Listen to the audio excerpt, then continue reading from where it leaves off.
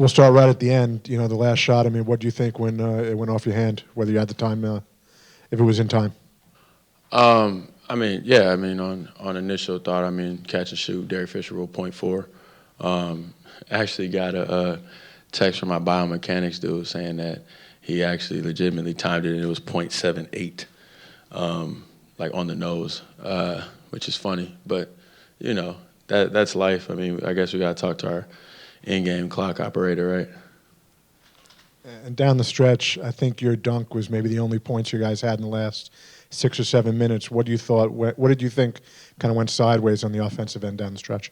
I mean, I think we had some looks that we missed, and then I think sometimes, obviously, we got in the paint and, you know, hit the ground, and there were, you know, no calls or turnovers and things like that. And, you know, I think that's the biggest benefit of being a superstar in this league. You know what I mean? The benefit of the doubt, all the 50-50 plays, they're going to go your way. So, you know, they got 2 on that side. We have 0 over here. And so you see turnovers and things that, you know, I guess it's all up for debate and opinion. Spencer, with shots like that at the buzzer, Yeah. do they all feel like they should count? Well, not like should count. Do they all feel like they do count until the review? No, of course. I mean, you know the rules. You know you gotta get it off, catch and shoot. Like that's all you're doing. You're not. Like, if I had a pump faked or you know double clutched or tried to dribble or something, then yeah, you know it's over. Obviously, just try to do my best job, just catching and shooting the ball.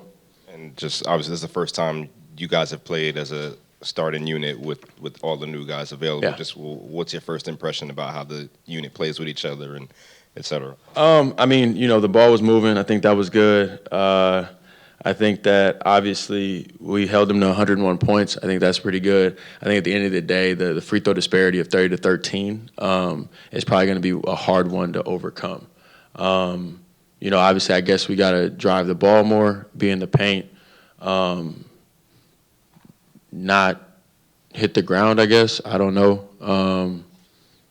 Make it, I don't know, you know. So, but I think that's, for the most part, the game right there. We did pretty good on defense. Anytime you hold a team to around 100 points, you have a chance to win.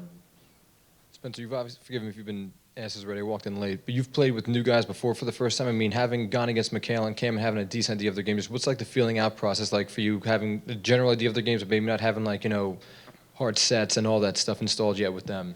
Yeah, I mean, I would say in general, like, you know, Cam's a phenomenal shooter. You know, Kale's got a lot of energy, you know, gets his pull-up, also can really shoot it too, so very versatile player. It's just trying to get guys to spots. I'm learning calls too. You know, I called a couple of our plays, Dallas plays, you know, while out there on the fly. So that's a part of the adjustment process, though. I think they did phenomenal.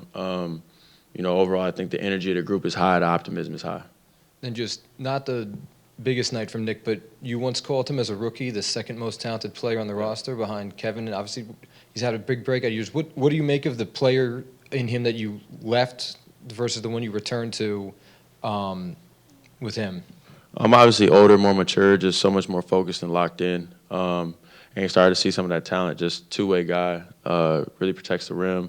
I think, you know, in the first 4 minutes, he had 2 fouls, but he had like 4 blocks too. You know what I mean? So that's amazing. You know, a block a minute is absolute insanity. So really proud of him. I mean, it's going to be a pleasure to watch him continue to grow and just keep going forward. Do you feel a little better about what you had to do on defense with McHale out there tonight?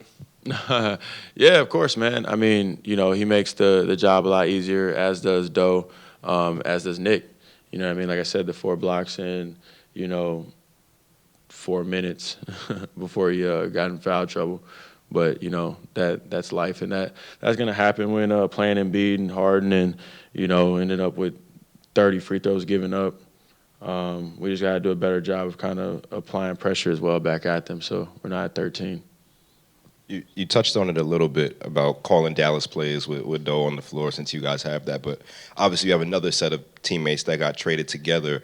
How does coming over with somebody that you played with help maybe fast-track building chemistry with other guys that also came over as a pair? Oh, that's huge. Both times I've been traded, you know, I went with a package. Now, me and DB Bertans, we're cool, and I love playing with him. But like me and Doe are like legitimately like friends. Like we kick it. So it's a welcome like thing to be traded with your friend and to have that comfortability already walking into a locker room. And I would probably say the same thing for Cam and Kale, right? I mean, I think they're obviously even closer than me and Doe because I've only known Doe for about a year, and they seem like they grew up in the league together. So, I think it's great. Everybody kind of gets to be a little bit more comfortable. No problem.